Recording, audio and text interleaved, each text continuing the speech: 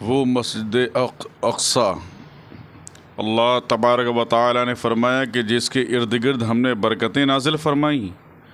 آج اس مسجد اقصی کو، اس کی عظمت کو نیست و نابود کرنے کی کوشش کی جا رہی ہے۔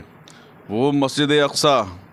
جس میں ہمارے آقا و مولا سرور کونین صلی اللہ علیہ وسلم تشریف لے گئے، جو مسلمانوں کے دلوں کی دھڑکن ہے، ایمان والوں کی دلوں کی دھڑکن ہے، آج اس مسجد اقصی کو نیست و نابود کرنے کی کوشش کی جا رہی ہے۔ لیکن یاد رکھنا کہ اللہ رب العالمین نے پیغمبر خدا صلی اللہ علیہ وسلم کو اسی مسجد اقصی سے اپنی بارگاہ میں بلایا تھا۔ وہ مسجد اقصی جو آج ظالم لوگ یہ کہہ رہے ہیں ہم اس کو ختم کر دیں گے، انشاءاللہ مسجد اقصی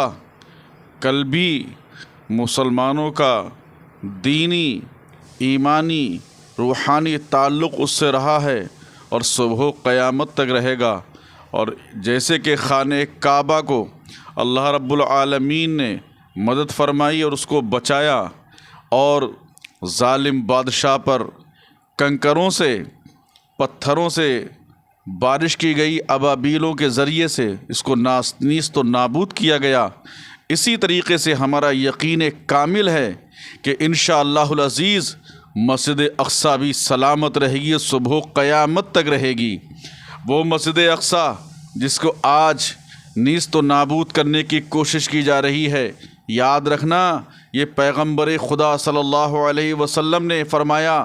کہ جب میں، یعنی آقا فرما رہے ہیں کہ جب میں مسجد اقصی میں پہنچا، میں نے فرشتوں کی ایک جماعت کو دیکھا، جو فرشتوں کی جماعت بھی بیت المقدس میں دیکھی آقا نے مسجد اقصی کے اندر، اور آپ فرماتے ہیں جو میرے استقبال کے لیے فرشتے کھڑے ہوئے اور ان کی جماعت کھڑی ہوئی تھی، مجھے خدا تعالیٰ کی طرف سے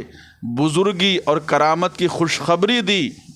جو خوشخبری آقا دو عالم صلی اللہ علیہ وسلم کو دی تھی، اور کرامت کی خوشخبری دی، بزرگی کی خوشخبری دی، اور مجھے اس طرح سلام کیا اسی مسجد اقصی میں، السلام علیکہ یا اولو یا آخرو یا حاشرو کہہ کر سلام کیا۔ میں نے کہا اے جبرائیل یہ کس قسم کا سلام ہے اور ان اسماء کا مجھ پر کس طرح اطلاق کرتے ہیں؟ فرمایا جبریل امین نے آپ سب سے پہلے شخص ہوں گے جو شفاعت کریں گے اور آپ کی شفاعت قبول کی جائے گی۔ یہ گفتگو وہیں ہوئی مسجد اقصی میں، کیونکہ آپ اول شافع اور مشفع ہیں، اور یقیناً آپ سب سے آخری نبی ہیں۔ قیامت کے روز حشر آپ ہی کے قدموں میں ہوگا، اسی عنوان سے وارد ہوا اور اسی معنی پر محمول ہوا، اور ورنہ مناسب یہ معلوم ہوتا ہے کہ حضور صلی اللہ علیہ وسلم کی تمام موجودات پر اولیت وجود کے اعتبار سے ہو اور آخریت بعثت کے اعتبار سے، کیونکہ تمام انبیاء کے بعد مبعوث ہوئے سرور کائنات صلی اللہ علیہ وسلم۔ پھر جبریل علیہ السلام نے، آقا فرماتے ہیں کہ مجھے براق سے نیچے اتارا اور مسجد کے پچھلے حصے سے میری سواری کو جہاں گزشتہ یعنی پہلے انبیاء اکرام کی سواریاں باندھی جاتی تھیں، بہشتی ریشم کے رسے سے باندھ دیا۔ اس کے بعد میں مسجد اقصی میں داخل ہوا، انبیاء، مرسل اور پیغمبران کی ایک جماعت میرے استقبال کے لیے آئی ہوئی تھی، جو عزت و احترام سے پیش آئی۔ ایک روایت میں ہے کہ ان کی ارواح کو وہاں جمع کر دیا گیا۔ میں نے جبریل علیہ السلام سے پوچھا، انہوں نے کہا یہ آپ کے بھائی پیغمبر ہیں یا محمد صلی اللہ علیہ وسلم، آگے بڑھیے اور 2 رکعت نماز ادا کیجئے تاکہ تمام بھائی یعنی پیغمبران علیہم السلام آپ کی اقتداء کریں۔ تمام انبیاء نے صفیں باندھ لیں، میں آگے بڑھا، تمام انبیاء و فرشتوں نے میری اقتداء کی۔ جب نماز سے فارغ ہوئے، بعض جلیل القدر پیغمبروں نے پروردگار عالم کی حمد و ثنا بیان کرنا شروع کی اور وہ فضائل اور خصوصیات جو ان کے ساتھ مخصوص تھے بیان فرمائے۔ سب سے پہلے حضرت ابراہیم علیہ السلام نے آغاز کیا کہ حمد ہے اس خدا تعالیٰ کے لیے جس نے مجھے اپنا خلیل بنایا اور عظیم ملک بخشا اور تنہا مجھے امت کہا۔ ابراہیم علیہ الصلاۃ و تسلیم اور لوگوں کو مقتدا بنایا اور آتش نمرود سے نجات دی، اسے میرے لیے ٹھنڈا اور سلامتی بنایا۔ پھر موسیٰ علیہ السلام نے کہا حمد و ثنا اس خدا تعالیٰ کے لیے ہے جس نے مجھے اپنا کلیم بنایا اور مجھے 7 نشانات دیے جو تمام کے تمام زبردست معجزے تھے، اور حقیر پتھر سے پانی کے 12 چشمے میرے لیے نکالے، میرے امتیوں کے لیے من و سلوہ اتارا، بادل کو ہمارے سروں پر سایہ فگن فرمایا، مجھے توریت عطا فرمائی، مجھے ایسی امت دی جن کی تعریف میں فرمایا یہدون بالحق و بہ یعدلون۔ اس کے بعد حضرت داؤد علیہ السلام نے کہا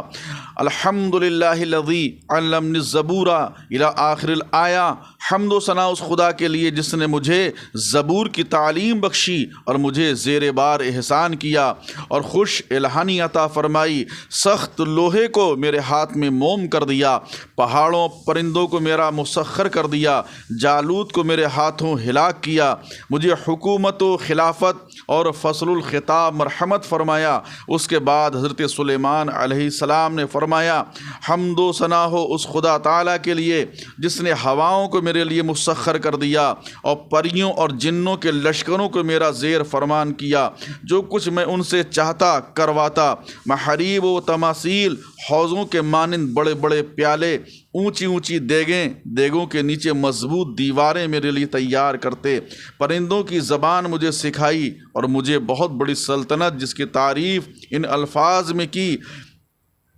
اور ملک و مال کو اس حد تک پاکیزہ بنایا کہ حساب اس پر وارد ہوا۔ اس کے بعد حضرت عیسیٰ علیہ السلام نے فرمایا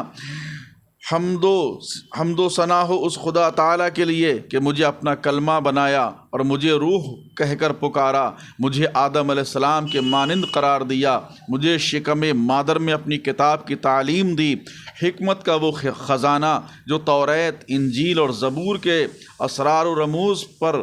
پردہ اخفا میں چھپے ہوئے تھے مجھے بخشے۔ مٹی سے پرندے کی صورت بنا کر اس میں پھونکتا تو وہ اپنی قدرت کاملہ سے اسے زندہ کر دیتا، کوڑیوں، بہروں اور مادرزاد اندھوں کو میرے سپرد کیا، مجھے زندہ آسمان پر اٹھایا اور تمام آلائشوں سے پاک و صاف کیا، مجھے اور میری والدہ کو شیطان کے شر سے اس طرح محفوظ رکھا کہ کسی بھی حیثیت سے وہ ہم پر اثر انداز نہ ہو سکے۔ حضور سرور کائنات صلی اللہ تعالی علیہ وسلم نے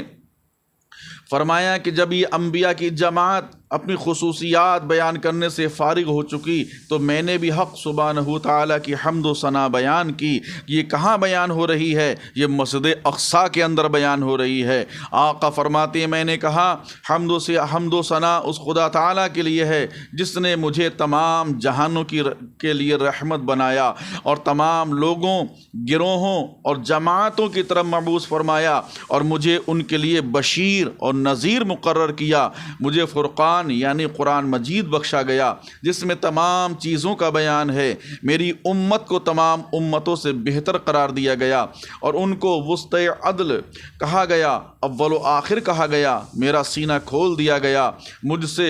وزرا اٹھا لیے گئے، میرا نام بلند کیا گیا، مجھے فاتح اور خاتم کہا گیا۔ بعض روایات میں ہے کہ ان کلمات پر وہ صفات کمال اور حق سبحانہ و تعالیٰ کے جاہ و جلال کے عطیات جو حضور صلی اللہ علیہ وسلم کے ساتھ حضرت الہی جلالہ ذکرہ نے مخصوص فرمائے، یہ بھی بیان فرما دیا گیا۔ حمد و ثنا اس خداوند تعالیٰ کے لیے ہے جس نے مجھے فائق بنایا، اس سے مراد روز بدر کی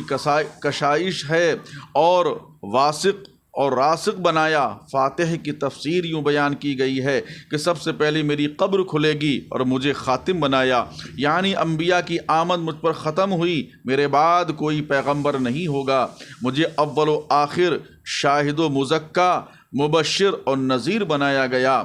داعیا الی اللہ باذنہ و سراجا منیرا، مجھے قرآن مجید میں محمد صلی اللہ علیہ وسلم اور انجیل میں احمد کہہ کر پکارا اور پہلی کتابوں میں حامد اور زبور میں محمود کہا۔ اس کے علاوہ حاشا متقی، عاقب اور رحمت عالمین بنایا۔ تمام تعریف اس خدا کے لیے ہیں جس نے تمام روئے زمین کو میرے لیے مسجد بنا دیا، مٹی کو پانی کے حکم میں دیا، مجھے غنائم اور ہدایت سے فتوحات بخشیں، مجھے سورہ بقرہ کی آخری آیات عنایت فرمائی، قرآن مجید سے 7 مثانی مجھے بخشا گیا، مجھے تمام امتوں سے بہترین امت دی، توحید و قرآن کا علم بیان ہماری زبانوں پر آسان کر دیا گیا، اپنے فرشتوں کو میری امداد کے لیے بھیجا اور میری امت کے لیے قیامت تک کے لیے توبہ کا دروازہ کھول دیا، حوض کوثر مجھے عطا فرمایا، ہر پیغمبر کو ایک مستجاب دعا عنایت ہوئی تھی، میری دعائے مستجاب کو امت کے اہل کبائر کے لیے آخرت کا ذخیرہ بنا دیا۔ جب میں نے یہ محمد و مفاخر بیان کیے، حضرت ابراہیم علیہ السلام نے گروہ انبیاء کی طرف اشارہ کر کے فرمایا، اس کے بعد تمام انبیاء میری طرف متوجہ ہوئے اور انہوں نے کہا، اے محمد صلی اللہ علیہ وسلم، خدا تعالیٰ نے آپ کو اور آپ کی امت کو ایسے مجازات سے معزز اور مخصوص فرمایا کہ اولین و آخرین میں سے کسی کو نہیں فرمایا اور نہ فرمائے گا۔ امت کے لیے جہاں تک ہو سکے تخفیف کا سوال کیجئے۔ حضرات، یہ بیت المقدس، یہ مسجد اقصیٰ، اور یہ مسجد اقصیٰ ہی سے ہمارے آقا صلی اللہ علیہ وسلم معراج کی رات خداوند قدوس کی بارگاہ میں پہنچے تھے۔ یہ مسجد اقصیٰ انشاءاللہ کل بھی اللہ نے اس کی حفاظت فرمائی اور آج بھی اللہ رب العالمین اس کی حفاظت فرمائے گا۔ ظالم نیست و نابود ہوتے رہیں گے۔ خدا کا عذاب دردناک عذاب ہے۔ اس مسجد اقصیٰ کو بچانے کے لیے اللہ رب العالمین کوئی نہ کوئی مدد ضرور بھیجے گا، ہمارا یقین کامل ہے، کیونکہ آقا دو عالم صلی اللہ علیہ وسلم نے یہ ساری گفتگو انبیاء کرام سے اسی مسجد اقصیٰ کے اندر فرمائی تھی۔